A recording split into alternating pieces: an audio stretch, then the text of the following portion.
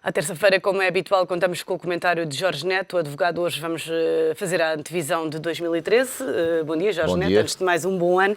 Bom ano também para si. Muito obrigada. Parece que 2013 começa mal, a avaliar pelas notícias que estão hoje na imprensa. Ninguém sabe o salário que vai receber no final de janeiro. O diploma que dilui subsídios nos salários pode atrasar para fevereiro e a retenção dos impostos não é certa. Ou seja, basicamente, os trabalhadores podem vir a sentir na íntegra sobre a taxa de IRS já no final deste mês. Bom, não são boas notícias, de facto, e é caso para dizer que o ano começa mal.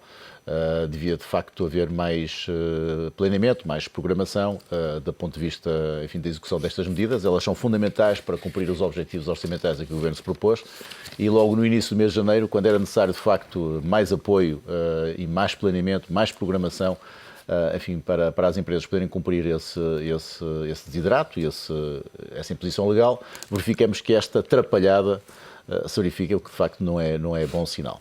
E depois temos também o Governo, que está a preparar a defesa do Orçamento do Estado para 2013 junto ao Tribunal Constitucional. Passos Coelho argumenta que são precisas soluções excepcionais num momento de emergência como este. A verdade é que tivemos já o Presidente da República a pedir a fiscalização sucessiva, PS, mas os outros partidos da oposição, há muitas dúvidas sobre a constitucionalidade deste orçamento. O Provedor de Justiça, também. E também a Procuradora-Geral da República, segundo se sabe, também irá avançar. E vários constitucionalistas que se pronunciaram antes do documento ser promulgado. Exatamente. Basicamente, todas aquelas entidades que a Constituição prevê que podem pedir a fiscalização sucessiva estão a fazê-lo. Só o Governo é que não tem dúvidas sobre este orçamento. Só o Governo e o Primeiro-Ministro é que não faz, pelo contrário, defende de facto que há razões para defender a constitucionalidade do orçamento.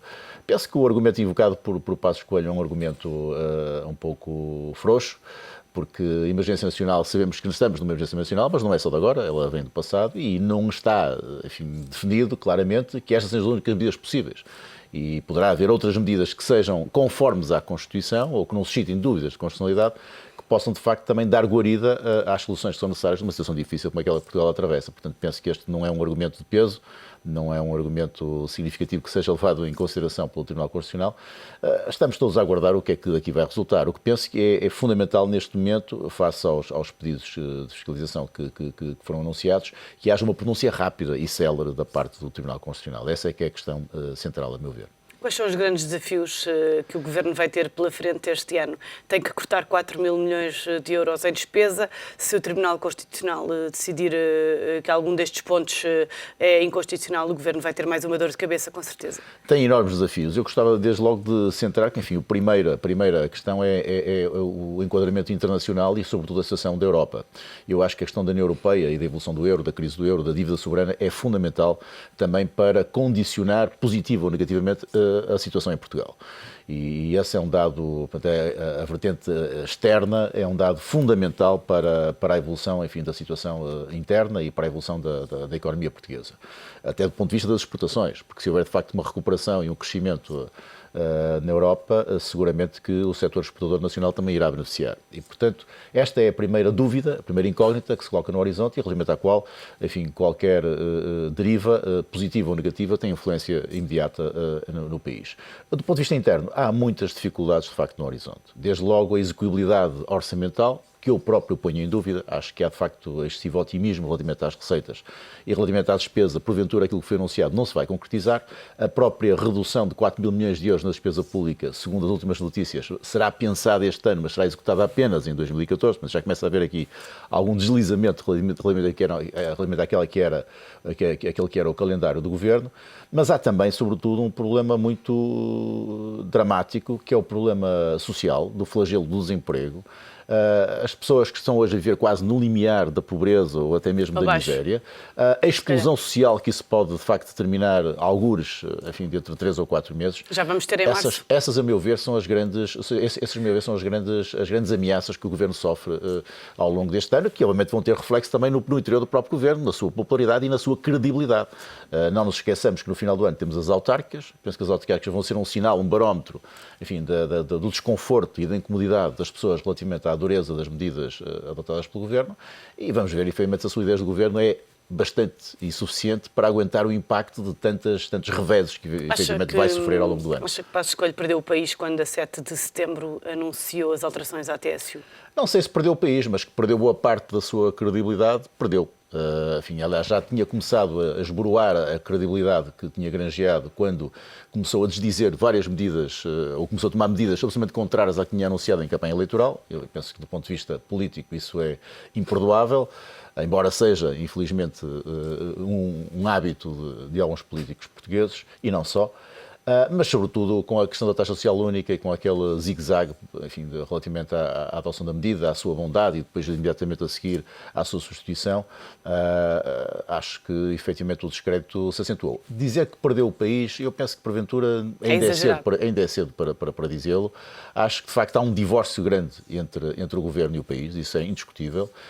O Governo vive hoje do apoio do grupo parlamentar, que naturalmente lhe é fiel, enfim, são deputados escolhidos a dedo pelo diretório do partido, é normal que assim seja, mas há um divórcio manifesto relativamente à sociedade. Vamos ver se a evolução do país ao longo deste ano vai aprofundar e cavar ainda mais esse fosso entre a sociedade e o Governo, ou se porventura o Governo conseguirá levar a bom porto as suas propostas, executar as medidas e colocar o país na senda do crescimento. Quais foram as grandes falhas do Governo em 2012, na sua opinião? Foram várias. Fundamentalmente, penso que faltou substância, enfim, e coerência na linha programática. Exatamente a TCU foi um sinal claro disso. Faltou manifestamente também comunicação.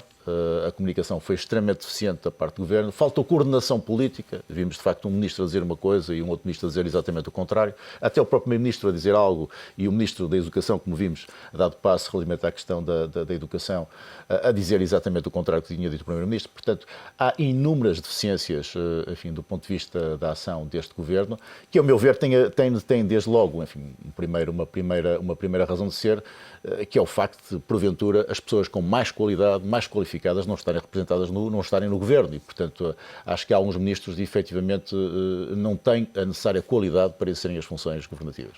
Temos também aqui hoje o tal a dizer que a meta do déficit de 5% para 2012 é possível de atingir, mas só com receitas extraordinárias, nomeadamente a venda da ANA Aeroportos. Sim, isso sabia-se que o déficit ia atingir um valor superior ao previsto, mesmo com o benefício concedido pelos nossos credores internacionais, pela Troika, relativamente à meta que estava calendarizada, prevista inicialmente.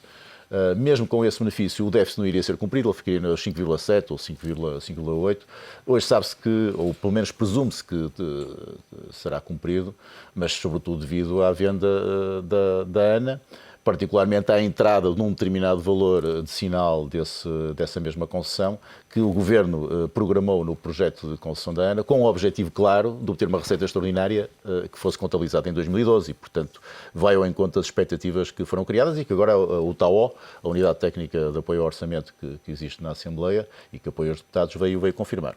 Muito rapidamente, acha que 2013 vai ser mais ou menos difícil que 2012? Penso que vai ser mais difícil que 2012. Desde logo pela situação de manifesta fragilidade da nossa economia, pela situação de angústia que os cidadãos vivem, pela imprevisibilidade daquilo que vai acontecer, enfim, também na União Europeia, enfim, nas nossas relações com o exterior, da economia a nível mundial. Eu penso que 2013 vai ser, porventura, o pior ano de sempre, desde o 25 de abril de 74. Jorge Neto, muito obrigada pelo seu comentário e até para a semana. Prazer, obrigado.